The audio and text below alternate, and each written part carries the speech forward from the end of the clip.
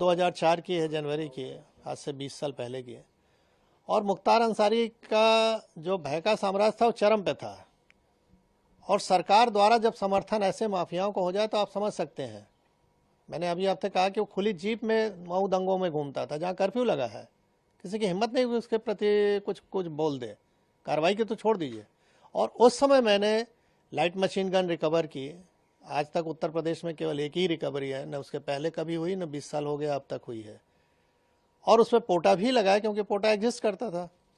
तो मैंने स्टैंड लिया उसके प्रति कि नहीं, ये गलत है और ये हो, इसको जेल जाना होगा। लेकिन मुलायम सिंह की सरकार तत्कालीन अल्पमत की सरकार थी, किसी भी कीमत पे इसको बचाना चाहते थे, और उन्होंने अंत में हम लोग पर प्रेशर बनाया, अधिकारियों पर प्रेशर बनाया। जब कोई नहीं सुना तो आईजी जोन जो थे उनका ट्रांसफ़र, डीआईजी रेंज का ट्रांसफ़र, एसएसपी एसटीएफ हमारे थे उनका ट्रांसफ़र, और अंत में ऐसा माहौल बनाया गया कि मुझे भी रिज़ाइन करना पड़ा 15 दिन बाद ही। लेकिन मैंने रेजिग्नेशन में लिखा और जनता के सामने इस चीज़ को रखा आप लोग के माध्यम से कि देखिए, जनता पॉलिटिकल सिस्टम में आप ही ने चुना है इस सरकार को, और किस तरह की ये सरकारें चल रही हैं कि जो माफियाओं के निर्देश पे काम कर रही हैं। हम लोग चुन के आते हैं, सेलेक्ट होते हैं, यानी जब तो बोला जाता है कि आप पब्लिक सर्वेंट हैं। आम बोलचाल की भाषा में हम कहते हैं गवर्नमेंट सर्वेंट है, और हो गए हम पार्टी के एजेंट अगर काम करें जिस तरह से वो कह रहे हैं। तो ये गिरावट की स्थिति बहुत ही खतरनाक थी। धीरे धीरे इस पर लगाम लगा है। न्यायालय में अब निर्णय आने लगे हैं जो कभी नहीं आते थे, दशकों तक, 2-2 दशक तक नहीं आए, अब आ रहे हैं 3-3 दशक के बाद।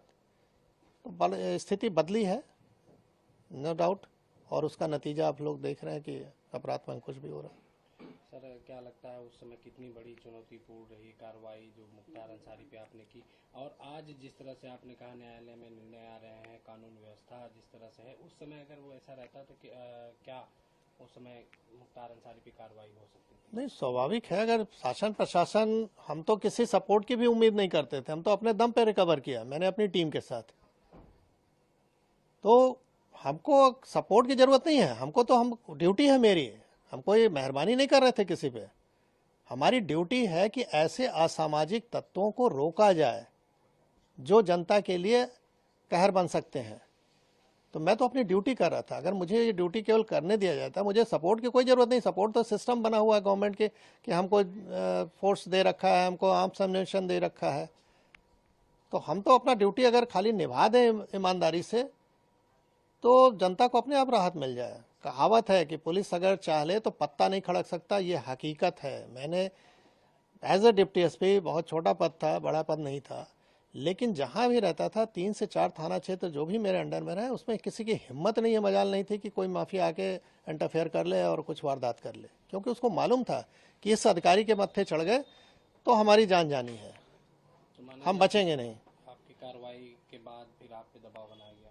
वही के दबाव नहीं बनाया गया होता तो मैं इतनी अच्छी नौकरी क्यों छोड़ता भाई। जब मुझे लगा कि मैं अब कुछ नहीं कर सकता इन लोगों के सामने, तो कम से कम बाहर आके जनता को तो बताऊं कि हो क्या रहा है। शायद अगर हम नौकरी में रहे होते तो ये पक्ष कोई देख ही नहीं पाता कि किस तरह का दबाव बनता है। तो आज मैं जीता जागता उदाहरण हूं कि इस तरह की सरकार अगर रहे चले तो कैसे आप जनता को रिलीफ पहुंचाओगे।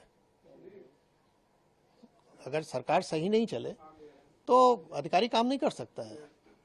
तो मैं बाहर आके इस चीज़ को रखा, जान जोखिम पर अपने डाला, परिवार की जान जोखिम में डाला। स्वाभाविक है कि अच्छी नौकरी के बाद हम कहीं अगर नौकरी प्राइवेट भी ज्वाइन करने तो इनके कॉल चले जाते थे कि इनको निकालिए अपने यहाँ से। किराए का मकान नहीं मिलता था, रात में सामान कहीं लेके रख दिया तो सवेरे वहाँ से खाली करना पड़ता था। तो ये सब चीज़ें देखी, लेकिन अब